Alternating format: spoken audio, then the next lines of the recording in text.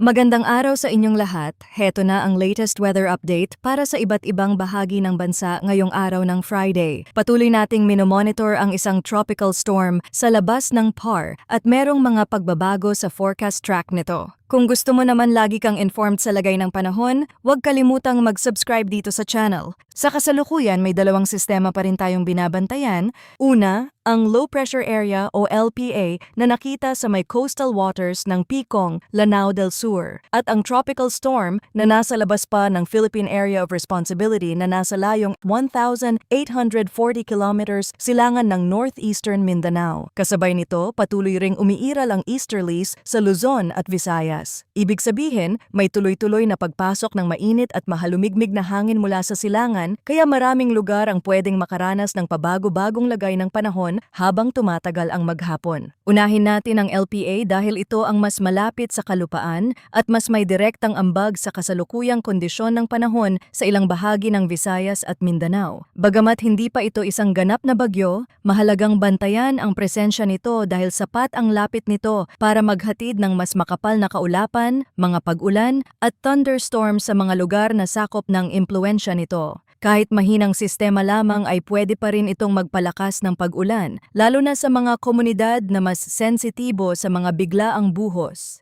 Kaya para sa mga nasa mga lugar na direktang apektado ng LPA, hindi dapat maliitin ang sitwasyon dahil ang moderate hanggang minsan ay heavy rains ay pwedeng magdulot ng mabilis na pagbabago sa lagay ng panahon at sa kondisyon ng paligid. Sa Central Visayas, mahalagang tandaan na ang mga pag-ulan na dala ng LPA ay pwedeng hindi pantay-pantay ang bagsak pero sapat ang lakas sa ilang lugar para magdulot ng panganib. Ganoon din sa Negros Oriental at Siquijor kung saan ang mga thunderstorm ay pwedeng magdala ng biglaang malalakas na buhos sa maikling panahon. Sa Zamboanga Peninsula, Barm, Lanao del Norte, Sultan Kudarat at Misamis Occidental, kailangan ding maging mapagmatyag dahil ang ganitong setup ay pwedeng magdulot ng localized flooding at pagguho ng lupa sa mas delikadong bahagi ng terrain. Sa Palawan naman, kahit may mga oras na maaaring humina ang ulan o maging malinaw ang kalangitan, hindi pa rin dapat isipin na tapos na ang masamang panahon sa araw na iyon. Kapag nananatiling mabigat ang pakiramdam ng hangin at makapal pa rin ang ulap sa paligid, pwede pa ring magkaroon ng panibagong thunderstorm. Samantala, sa Metro Manila at sa nalalabing bahagi ng bansa, ang inaasahang lagay ng panahon ay partly cloudy to cloudy skies with isolated rain showers or thunderstorms dahil sa easterlies. Sa madaling salita, sa maraming lugar, posible ang maayos na simula ng araw, may init at minsan ay mukhang panatag ang lagay ng kalangitan. Pero habang umiinit ang paligid at tumatagal ang maghapon, pwedeng mabuo ang thunderstorm sa ilang lugar. May mga lungsod o bayan na pwedeng manatiling tuyo sa halos buong araw,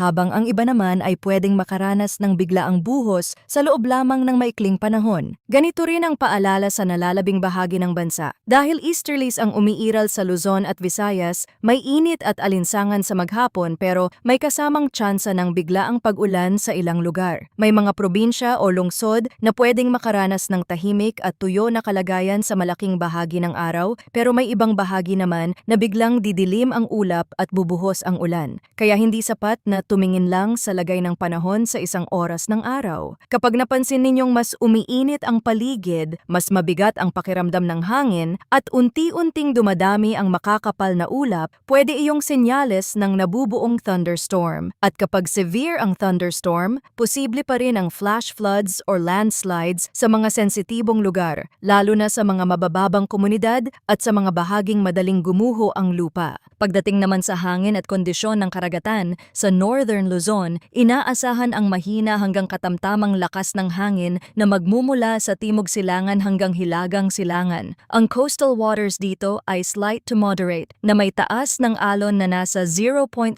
hanggang 1.8 meters. Sa nalalabing bahagi ng bansa, mahina hanggang katamtaman din ang hangin at ito ay magmumula sa silangan hanggang hilagang silangan. Ang mga karagatan naman ay slight to moderate rin na may taas ng alon na nasa 0.6 hanggang 1.8 meters. Sa kabuuan, hindi ito indikasyon ng pinakamalubhang kondisyon sa dagat sa buong bansa, pero hindi pa rin ito dahilan para maging kampante. Kapag may thunderstorm o biglang pagbabago ng hangin sa lokal na area, pwede pa ring sumama ang aktual na kalagayan ng dagat kahit hindi naman sobrang taas ng alon sa pangkalahatang forecast.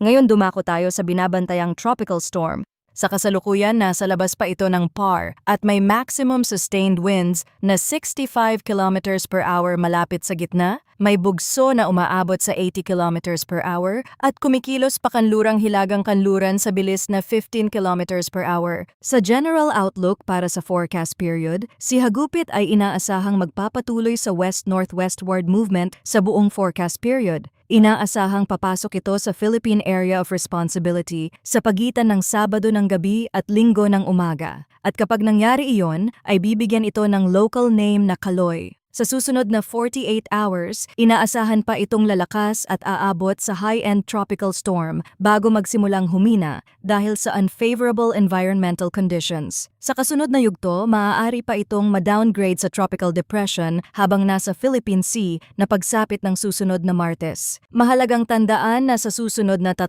araw, ang tropical storm ay less likely na makaapekto sa weather at sea conditions ng bansa. Ibig sabihin, sa mas malapit na panahon, hindi pa ito ang pangunahing nagdidikta ng agarang lagay ng panahon sa kalupaan. Pero hindi rin ibig sabihin nito na pwede na natin itong ipagsawalang bahala. Sa usaping tropical cyclone monitoring, mahalaga ang maagang pagtutok lalo na kapag ang isang sistema ay inaasahang papasok sa PAR sa mga susunod na araw. Habang papalapit ito at habang nagbabago ang lakas nito, mas lumilinaw rin ang mga posibleng magiging scenario sa track at intensity. Sa latest tropical cyclone threat potential na inilabas ng PAGASA para sa week 1 mula May 7 hanggang May 13, nananatiling present si Hagupit sa Eastern TCAD region. Ayon sa model forecast, si Hagupit ay generally kikilos pa hilagang kanluran patungo sa silangang bahagi ng Visayas at Luzon pero posibleng humina pagkatapos. Ibig sabihin, bagamat may paglapit sa silangang bahagi ng Visayas at Luzon, ang weakening trend nito ay isa ring mahalagang detalye na dapat isaalang-alang habang minomonitor ang susunod na galaw nito. Bukod kay Hagupit, may isa pang TC-like vortex o TCLV-1 na inaasahang lilitaw sa pagitan ng eastern boundaries ng TCAD at TCID at kikilos papasok sa PAR na may decreased probability ng tropical cyclone formation sa week 1, meaning may isa pang kasunod na sistema na binabantayan, pero sa puntong ito ay mas mababa ang tsansa na maging ganap na tropical cyclone kumpara sa ibang mga naunang senaryo. Gayunpaman, mahalaga pa rin itong subaybayan dahil kahit ang isang sistemang mababa ang chance ng development ay pwede pa ring makaapekto sa distribusyon ng ulan at sa daloy ng hangin sa mas malawak na paligid ng bansa.